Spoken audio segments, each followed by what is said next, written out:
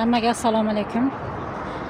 Mana bugun 24-aprel haftaning juma kuni Buxoro viloyat prokurorimiz qabul edi bu kuni mana. Ko'pchilik fuqarolar murojaatlar bilan kelgan, lekin ming afsuski Buxoro viloyat prokurorimiz Ulug'bek Hamdamov o'zlari yo'q ekan. Prezident selektorida dedilar, u yoqda dedilar, mayli shuncha joydan 90 kilometrdan kechaki video efirim bo'yicha keldim. Olot tuman prokuraturasi tomonidan maktabgacha ta'lim tizimidagi talon-tarojliklar bo'yicha asossiz xulosa qilingani, bir tomonlama faqat javobgarlari nimasiga ko'rsatmasga asosan asossiz xulosa qilingani va sudga chiqarilgani bo'yicha hozir murojaat qilib keldim. Lekin kecha 23-aprel kuni o'sha holat bo'yicha sud majlisi ham bo'lib o'tdi. Obeddan keyin soat 3larda jinoyat ishlar bo'yicha Olot tuman sudida madaniyat binosida sayyor sud majlisi bo'lib o'tdi. Lekin meni sudya Husenov meni vajlarimni inobatga olib, sud materiallarini qaytarib yubordi. Xullas, tergov materiallari to'liq emas deb meni vajlarimni, meni e'tirozlarimni inobatga olib, sud materiallarini tergovga qayta surishtiruvga yubordi. Ana ko'rdingizmi? Holati ko'rdilaringizmi? Biz ham bir nimani bilmasak gapirmaymiz.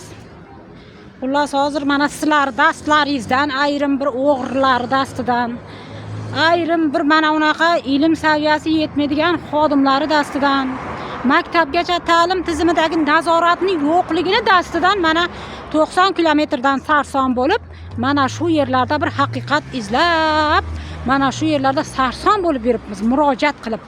Lekin viloyat prokurorimiz yo'q ekan, yo'q bo'lsa ham zamlari qabul qilyapti va murojaatimizni qattiq nazoratga olishlari bo'yicha aytdilar va arizalarimizni topshirdik. Hurmatli kuzatuvchilar, barchalaringizni ogohlikka chaqiraman. Atrofimizda bo'layotgan nohaqliklarga, qonunsizliklarga, mana unaqa talon-tarojliklarga, o'g'riliklarga befarq bo'lmagaylik.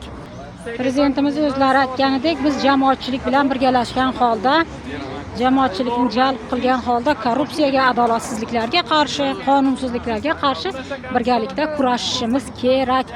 Bundan tashqari ham Qorako'l tumani ichki ishlarida 6 oydan buyon sun'iy ravishda sudralib yurgan bir material bor. Qorako'l tumanidagi bitta material bo'yicha. Bu material 2025-yil noyabr oyida murojaat qilingan ichki ishlar bo'limiga 6 oy bo'libdi. Xullas, mana shu holat bo'yicha ham kelsam, mana bu yerda viloyat prokurorining bitta zamchasi chiqib olib, zamchasi ichki ishlar bo'yicha, ehtimol Qorako'l tuman ichki ishlar bo'yicha zamchasi chiqib olib, siz dedi, hozir men dedi Qorako'l tuman prokuraturasi bilan gaplashdim dedi. Siz Qorako'l tuman prokuraturasiga boring dedi. Ishingiz bitmasa bu yoqqa qaytib keling dedi. Mana ko'ryapsizlarmi bularni? O'zi 6 oydan buyon sarsonchilik yetmagandek bu yerga prokuraturaga viloyat prokurorini qidirib kelamiz. Lekin viloyat prokurori yo'q.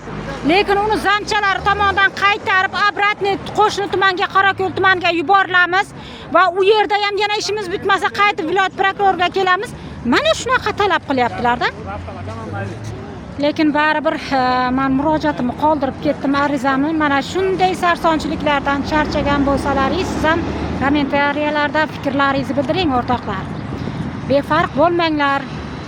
Jamiyatimizda bo'layotgan qonunsizliklar, adolatsizliklar, nohaqliklarga befarq bo'lmanglar. Sizlar bilan haqiqat yo'llarida faqat yaxshi xabarlar bilan, negativlar bilan emas, bir pozitivlar bilan ham uchrashaylik. Salomat bo'linglar.